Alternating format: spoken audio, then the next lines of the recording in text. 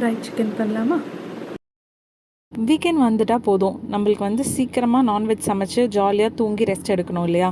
So அதுக்கு தான் வந்து ஈஸியாக சமைக்கணுன்னே நான் வந்து குக்டு மசாலாஸ் வந்து வீக்கெண்டுக்காக ஸ்டாக் பண்ணி வச்சுக்குவேன் எப்போவுமே.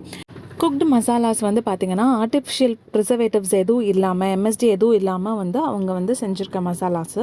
ஸோ நம்மளுக்கு வந்து ரொம்பவே ஹெல்ப்ஃபுல்லாக இருக்கும். ஒரு கில்ட் இல்லாமல் நம்ம இதை வந்து குக் பண்ணி சாப்பிட முடியும்.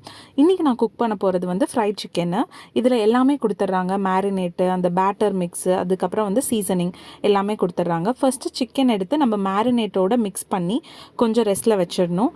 அதுக்கப்புறம் வந்து பார்த்திங்கன்னா அந்த பேட்டர் மிக்ஸ்லேருந்து ஒரு 5 டேபிள் ஸ்பூன்ஸ் நம்ம எடுத்துகிட்டு அதில் வந்து நல்லா வந்து வாட்டர் மிக்ஸ் பண்ணி இந்த பஜ்ஜி மாவு பதத்துக்கு வந்து நம்ம கரைச்சி வச்சுக்கணும்.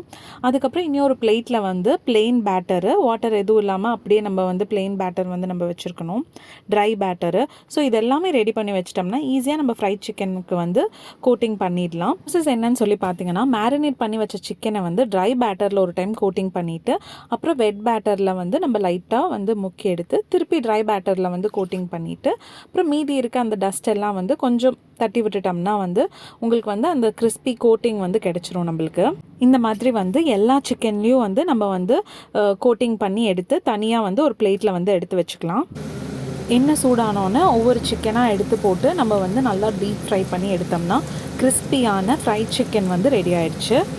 கோட்டிங் வந்து நல்லாவே கிறிஸ்பியாக இருக்குது. அதே மாதிரி அந்த சீசனிங் போட்டு சாப்பிடும்பொழுது ரொம்பவே டேஸ்டியாக இருந்தது.